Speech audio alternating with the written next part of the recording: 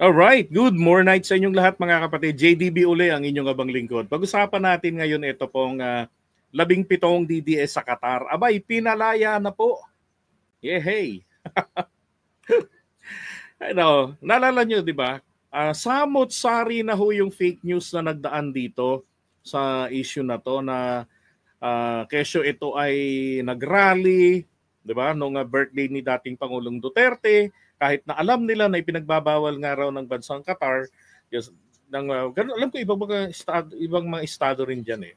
Anyway, political rally po yung ginawa nila. Pero, ito yun eh. Sinasabi ng iba na fake news daw yun. Wala raw nahuling ganon. Kasi expired na raw yung kanilang ID, yung ano ba yun, ikama, yung ganon. Meron naman din kwentong iba na outing lang daw yun, kaya nga may mga bata, may swimming, ganon, at inaresto. Diba?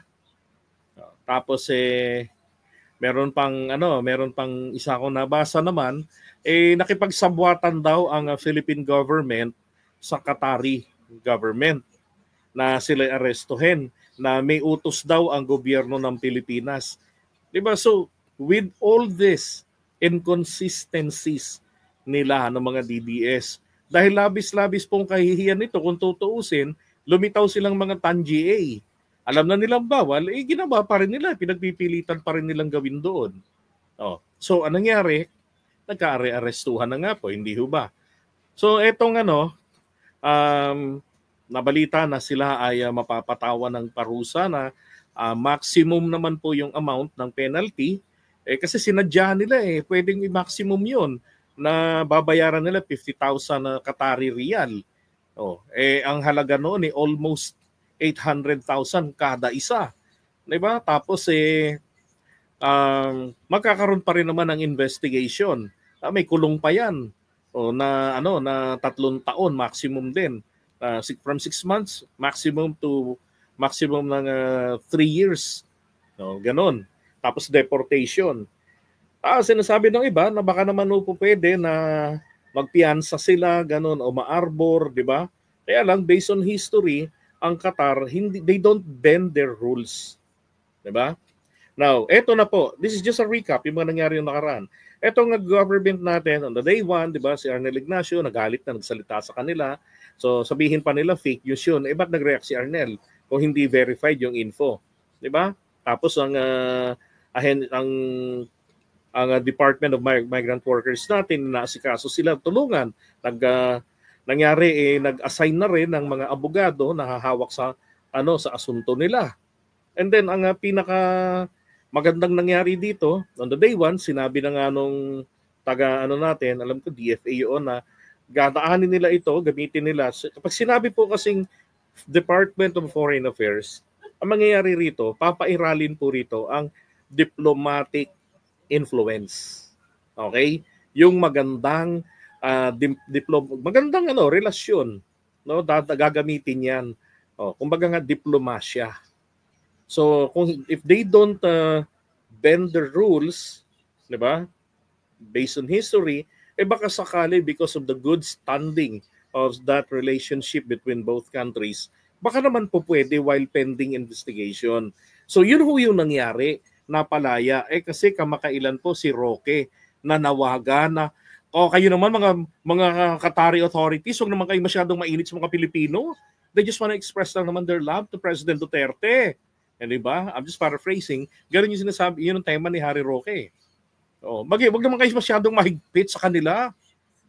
Ngayon, magki-credit grabbing ba? May reaction na ba si Harry Roque rito? Ito yung balita, sabi 17 pro-Duterte OFWs pansamantalang pinalaya ng Qatari authorities. Yan. This means they have their liberty pending investigation. They're able to go home. Sumakauwi sila sa mga bahay-bahay nila sa Qatar. Pero hindi pa sila makakasibat. Ayon nga rito kay Kakdak. Now, ito yung sabi. Ipinaalam ni Secretary Kakdak kay PBBM na ngayong April 3 na pinagkaluban ng government ng Qatar ng provisional release. Nako, naunahan pa nila si Duterte.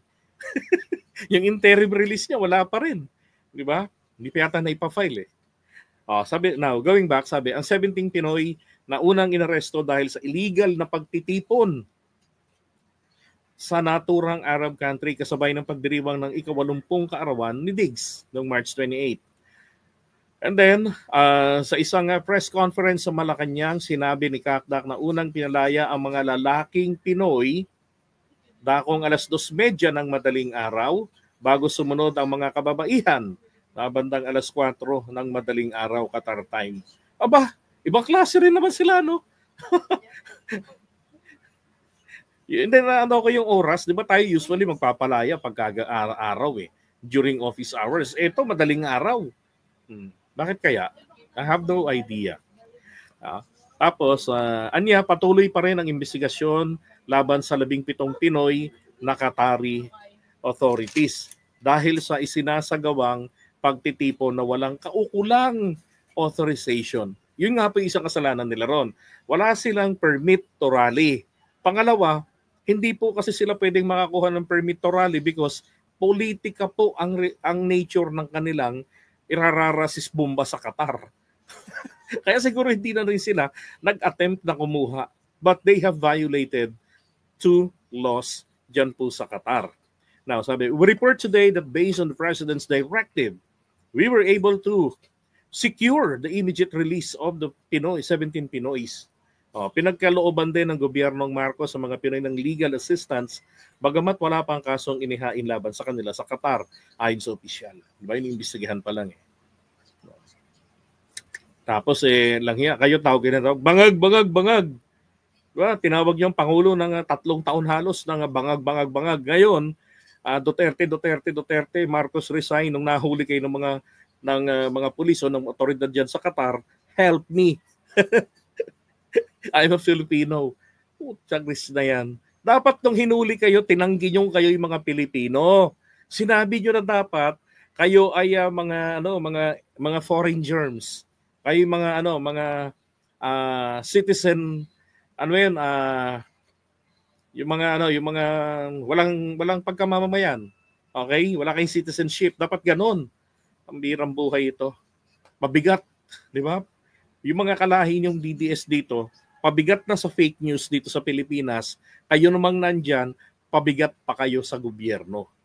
Di ba? Nagdudulot lang kayo ng masamang reputasyon. No? Binabahira nyo lang ng dungis DDS ang relasyon ng Qatar at ng Pilipinas. At ito naman si Harry Roque. The former president has been good with you. Ano ba? Mabuti naman sa inyo ang dating Pangulong Duterte, at mabuti rin naman kayo sa kanya. Kaya pwede ba kayo maghigpit-higpit sa mga Pilipino? Luwag-luwagan nyo naman.